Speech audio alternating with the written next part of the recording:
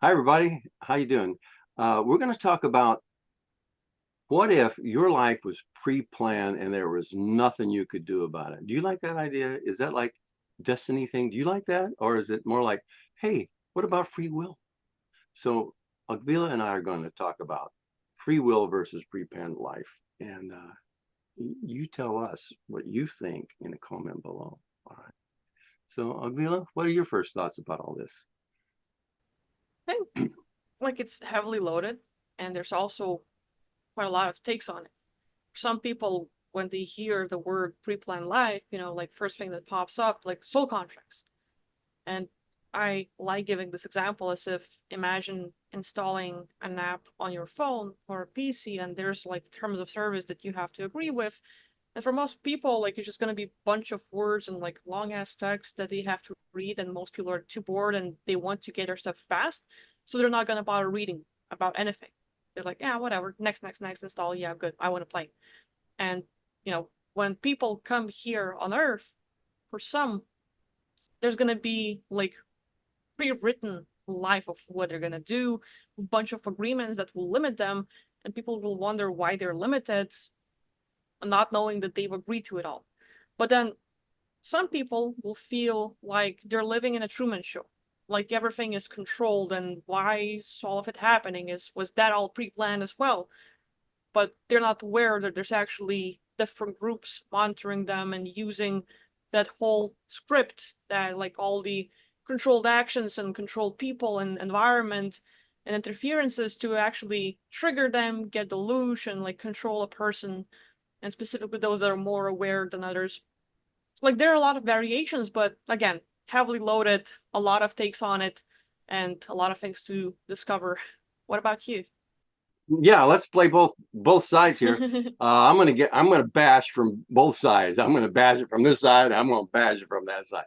But yeah, yeah. Okay, let's use the analogy of an app. Let's say it's an online game, and you get past the user agreement stuff. You go, yeah, yeah, I agree.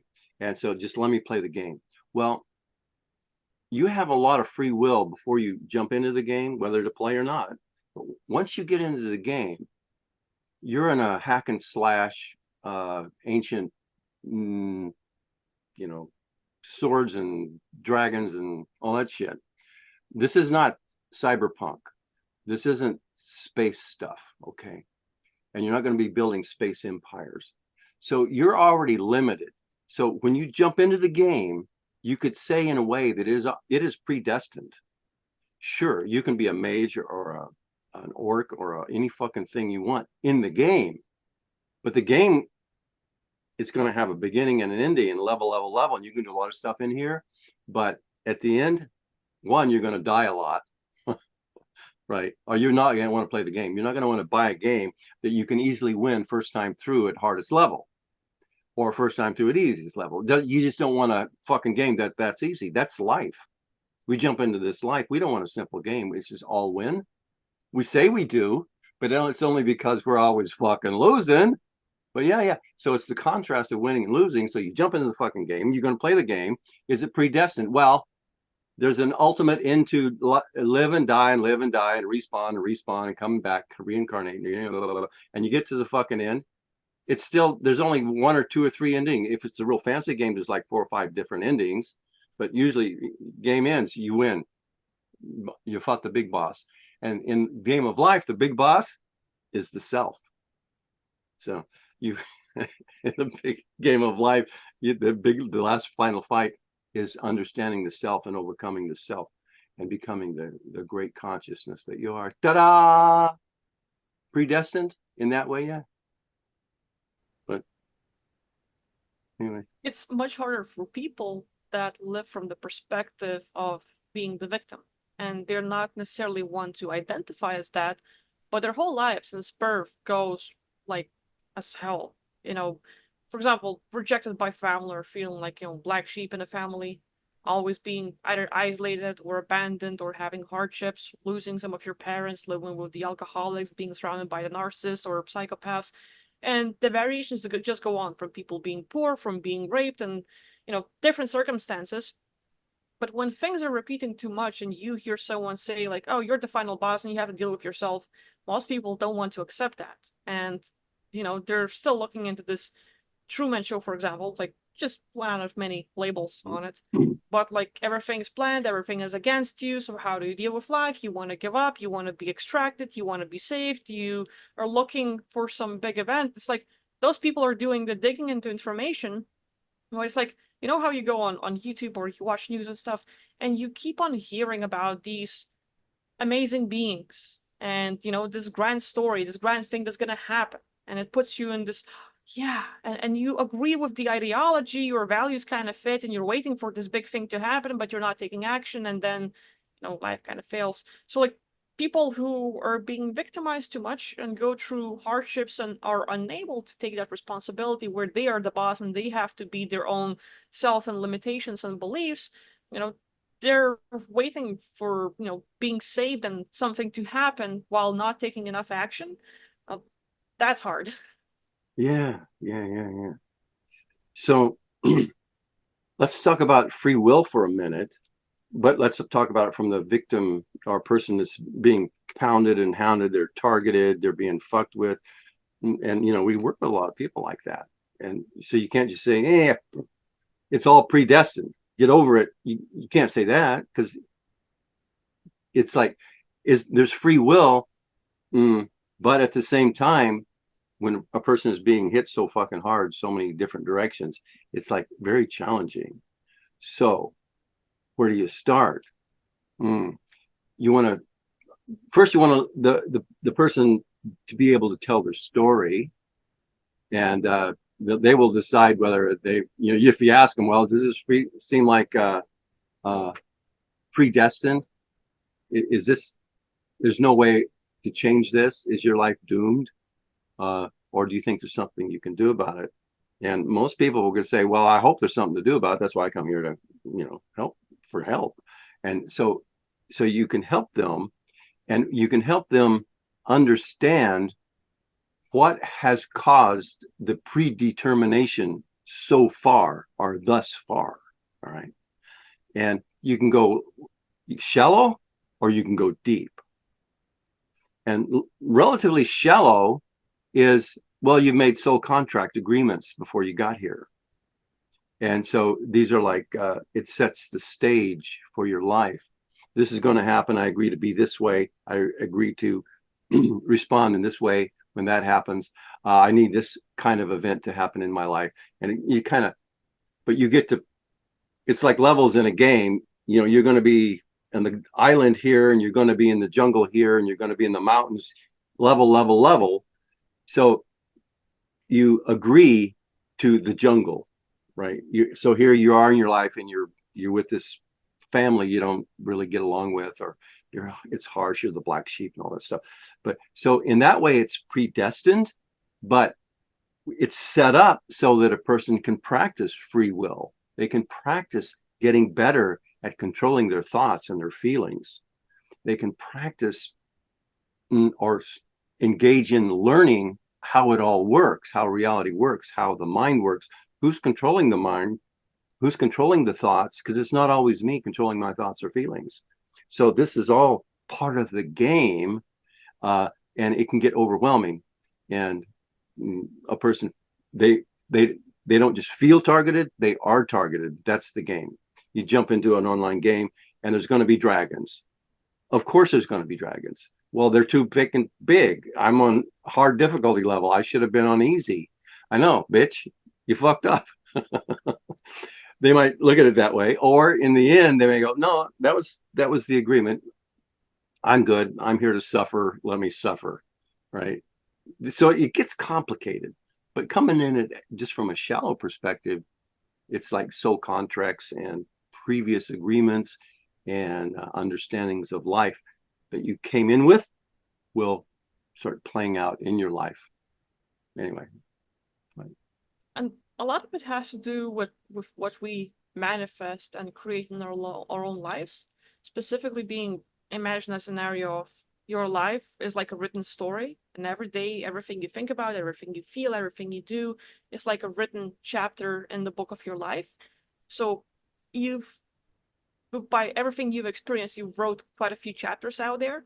A lot of them are negative, like this guy or girl suffered and they experienced this, and this is the identity they got, and this is their problems and programs and limiting beliefs. And now you're like reading and it's all negative and you want to switch into the positive story. Well, how do you do that? The character can either work on tons of techniques and stuff to like, okay, I'm gonna fix this and I will change that and I will do this. Or, and then one day the character decided to not believe in their old stuff. Acknowledge that this has happened, but they just decided to change. And they start writing new stuff. And most people hear about the manifestation and stuff, and they start writing this new chapter of like, okay, act as if you already received it, your future is your past, yada yada yada. So it's pretty interesting to them, and yet by the end of the day where they're saying, like, oh, and I'm feeling good and I'm free and I am like limitless and I experience stuff and I live in the abundance, and then they close the book and come back home and they're tired after their work and someone's at the house yelling at them, or they're feeling lonely and they have to face all the 57 chapters they already wrote after writing one page really clear, and they're like, this shit's not working, and they kind of give up Mm-hmm. and they don't want to do it anymore. But for most people, it's like, like imagine everything you wrote and experienced before becomes like a magnet of what you're constantly starting to attract into your life and see more because it's been happening so much. So now the moment you want to change everything, you put that much effort, even though it was a lot from your end, but you've created a massive magnet that's going to attract the trouble and same old stuff you've experienced. And while you're trying to change, this one is still winning. So now it becomes practicing a muscle. You have to grow that awareness and manifestation and creating your own life and practicing different personas and practicing, yeah, that stuff's happening, but my new self, my new story is, and then you act like, and this is of course easy for us to talk like, oh yeah, like, look, we can teach all this stuff, but it's every single day tons of efforts into facing the identity or the persona you have, facing your limiting beliefs, and learning, like, at least having enough awareness to know, like, this is an issue, this is a part I don't like, and while my old self had hard time communicating and maybe pronouncing and like at least talking well, I have limits, but my new self is at least trying, putting more effort into that. And while I'm still failing, I'm still trying. And every day you try to get better and better and better until the story finally gets some balance, and then you start creating more positive. But there's a lot to it. And I think Rich, since he's a lot into manifesting, can give you a better take on it. Yeah. It takes a lot, like Agvila said, our whole lives we've been telling ourselves a certain story, and it literally becomes our reality. It's real. When people are targeted and being hounded by entities, it's fucking real. And you say, well, of course, uh, I say I'm being attacked. I don't want to say I'm not being attacked. I'm being fucking attacked. And one of the compelling reasons people talk in the negative is they're trying to express their emotional issues regarding that negative thing. They want to get the emotional charge off. And it's a natural phenomenon that if you can talk about your stuff, if you do it right, or in fingers crossed, you can release some of the pain, like just unload, you feel better. It's natural. But that feel good about talking about the negative kind of programs a person through their whole life, so that they're not everybody's like this, but a lot of people will need to talk about their negative fucking stuff. But also talking about the negative thing, especially if it doesn't release and just let go and you never talk about it again. If it doesn't release and you're talking about it, you're just perpetuating it. So it's a real challenge for people. How do I stop talking about being targeted when I'm fucking targeted? Well, you would really want to do it as inner work, and you talk about how fucked it is and just go all in and get it said. But then get it said and get it done, and don't spend the rest of your day dwelling on it.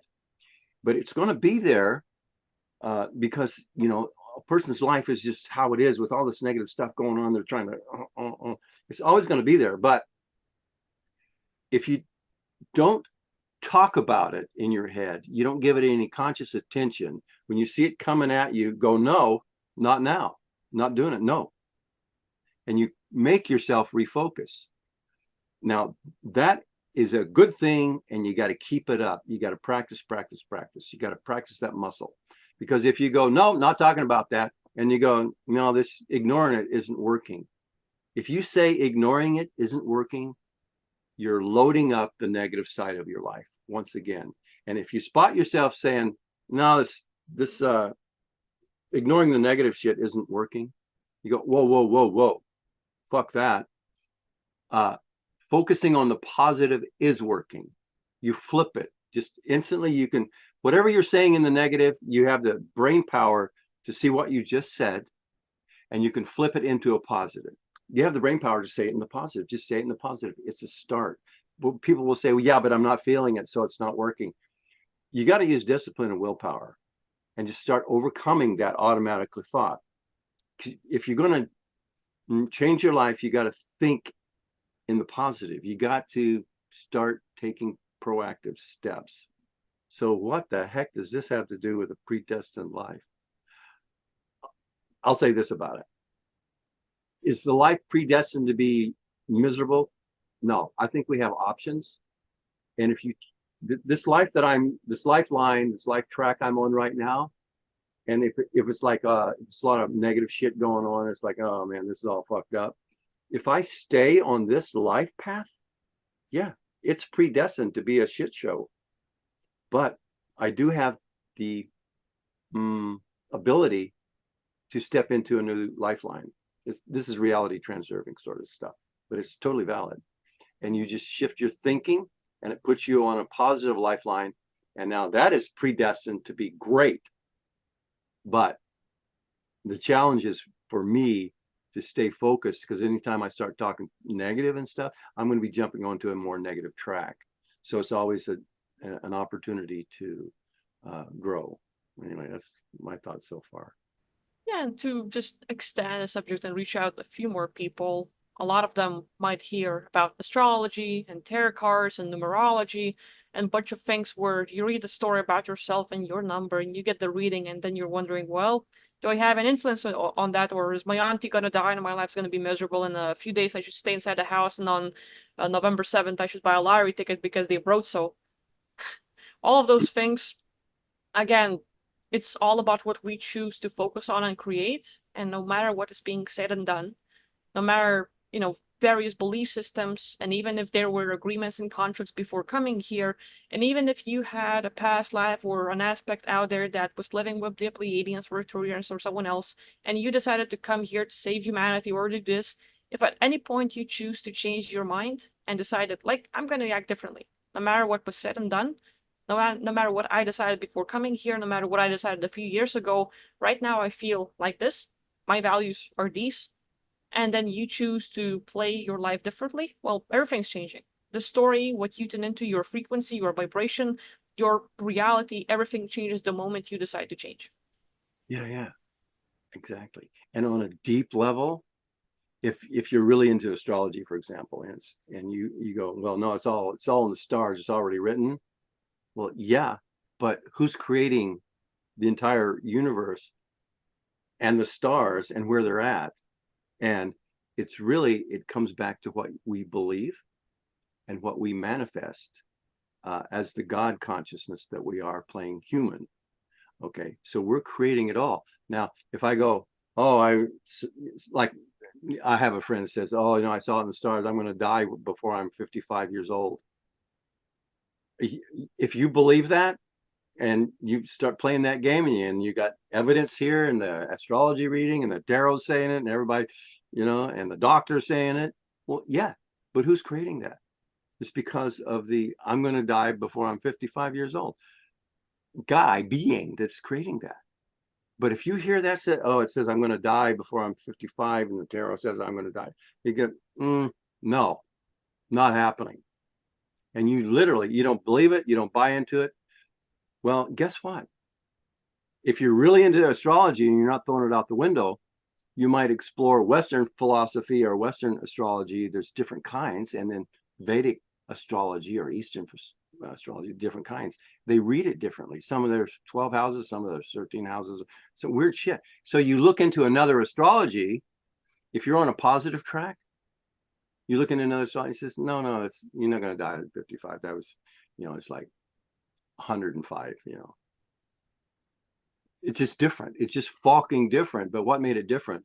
The destiny or the predestiny of it is really, it's all in here. It's God expressing and experiencing life as me through me.